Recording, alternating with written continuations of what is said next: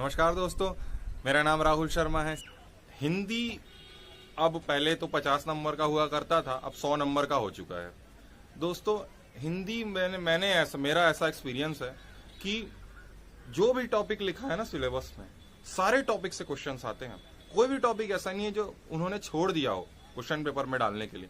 हर topic से, चाहे 2 number का चाहे 1 नंबर का, लेकिन वो क्वेश्चन जरूर डालते हैं। तो इस हिसाब से क्या ट्रिक क्या होना चाहिए, हिंदी को याद कैसे करना चाहिए?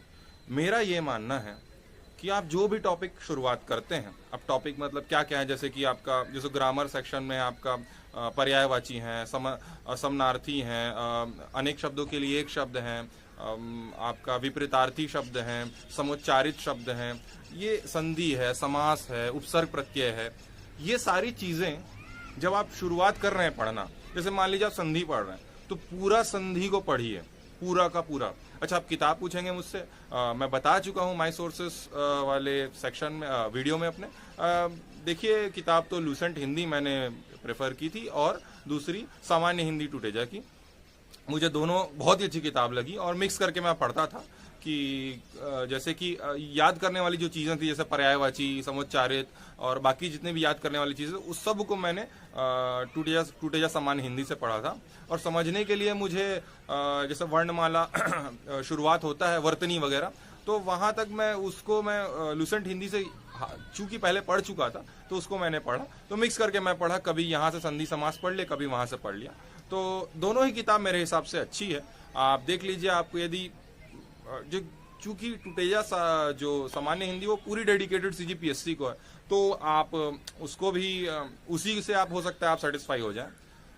दोस्तों इसके बाद जो ग्रामर सेक्शन था, उसके बाद आपका इसमें जो आता है वो सार्क लेखन है और अपठित गद्यांश भी आता है इसमें, और जो लास्ट है वो प्रारूप लेखन।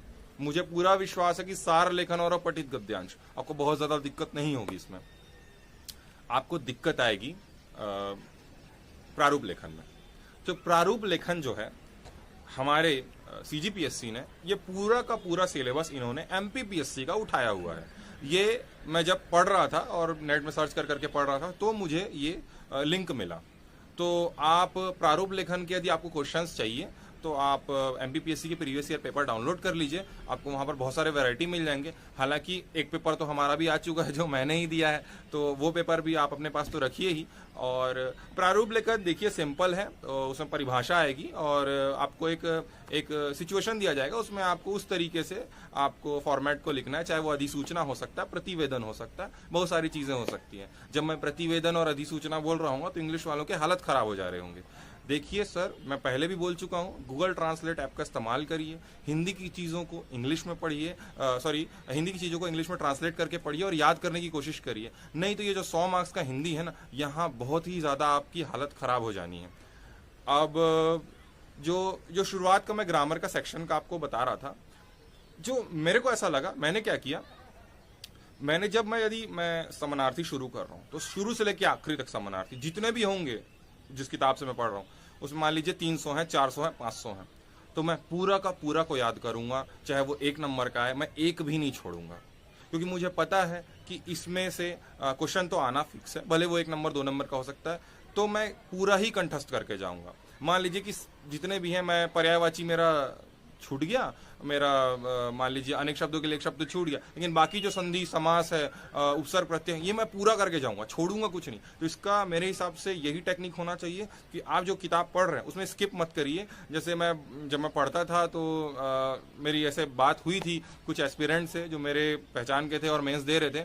वो लोग कोई ऐसी किताब प्रेफर कर रहे थे जिसमें कम दिया हो, है ना, उसमें जो याद करते बने।